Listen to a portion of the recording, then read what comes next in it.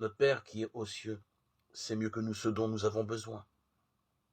Il nous connaît mieux que nous ne nous connaissons nous-mêmes. Il sait ce qui est bon pour nous, ce qui est nécessaire, ce qui est superflu, ce qui est mauvais. Alors à quoi bon prier puisqu'il sait déjà tout? Il y a deux relations, deux raisons à ceci. Dieu sait tout, certes, mais le savons-nous? En priant, en exprimant nos besoins ou nos désirs, nous en prenons conscience, nous mettons en parole quelque chose qui parfois n'était que pensée confuse ou souhait sans consistance. Puis nous apprenons aussi à mettre notre volonté dans la volonté de Dieu, nos paroles dans ses paroles. Prenons par exemple la prière, l'intercession d'Abraham pour Sodome. Abraham est un juste qui s'efforce parfois avec un succès tout relatif de faire ce que Dieu lui indique. Qu'a-t-il à faire du sort des pécheurs? En quoi est-ce que cela le concerne? N'est-ce pas Dieu qui, comme le dit Jésus, est le seul bon? N'est-ce pas à Dieu de se préoccuper du sort du pécheur dont il ne veut pas la mort, mais qu'il se convertisse et qu'il vive? Eh bien, en intercédant pour les pécheurs, Abraham prend fait et cause pour la volonté même de Dieu. Mais alors, pourquoi semble-t-il que Dieu chipote et traîne à se laisser convaincre? En fait, ce n'est pas lui qui marchande le prix de son pardon, mais bien Abraham. À chaque nouveau nombre, Dieu dit juste « Ok », mais il laisse Abraham continuer à négocier parce que c'est bon pour lui. En intercédant, il prend fait et cause pour la décision que Dieu avait déjà prise, qui est de ne jamais condamner le juste avec le pécheur. Bon, là, pas de chance. Il ne se trouve aucun juste dans la ville de Sodome, pas même un seul. Hélas, la conséquence du péché, c'est la mort, et comme personne ne veut se convertir ni revenir à Dieu, ça les condamne. Ce n'est pas faute d'avoir voulu les sauver, mais c'est parce qu'aucun d'entre eux n'a cherché à l'être.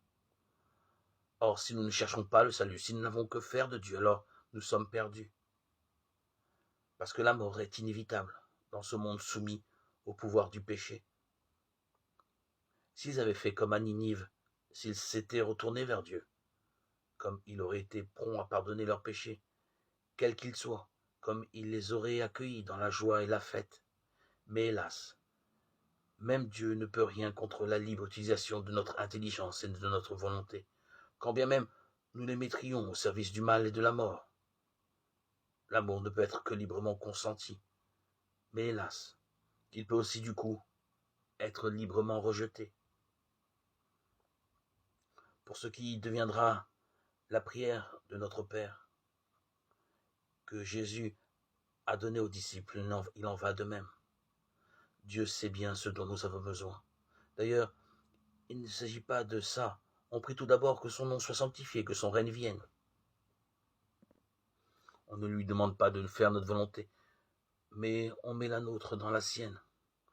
Certes, on lui demande de nous donner notre pain quotidien, mais c'est une reconnaissance du fait que ce qui nous permet de vivre vient de lui. Mais ensuite on s'engage à pardonner comme lui pardonne, et on finit en l'implorant de ne pas permettre que la tentation nous éloigne de lui. Dieu n'a pas besoin de nos louanges ni de nos prières, mais elle nous rapproche de lui. Il sait ce qu'il a à faire. Mais nous avons à l'apprendre de lui. Sa volonté est claire et nette. Même, nous avons à mélanger la nôtre à la sienne, comme deux cires fondues ensemble finissent par ne faire qu'une. C'est pour cela qu'il faut prier sans cesse. Non pas pour que Dieu nous soit soumis, qu'il nous obéisse et qu'il fasse nos quatre volontés, mais pour que nous apprenions ce que c'est que le respect de Dieu et quelle est sa volonté. C'est la raison pour laquelle la prière n'est pas qu'une histoire de mots ou de rabâchage, de formules toutes faites. On peut prier dans le silence, dans la contemplation, simplement en se mettant face à Dieu et en lui laissant nous illuminer de sa présence. On peut tout aussi bien exprimer nos demandes sans oublier de les corriger, au cas où elles seraient inappropriées, en ponctuant chacune de nos prières par « que ta volonté soit faite », parce que la volonté de Dieu sera toujours infiniment plus bienveillante que la nôtre. Elle ira beaucoup plus loin dans le pardon. et la réconciliation. La misère et la laideur du pécheur ne le rebutent pas, mais l'émeuvement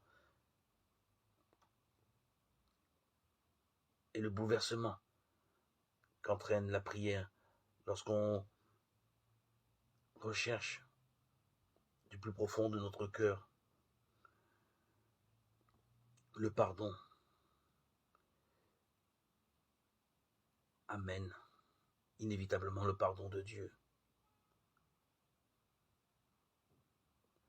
Père, nous avons confiance en toi. Libère-nous de tout mal.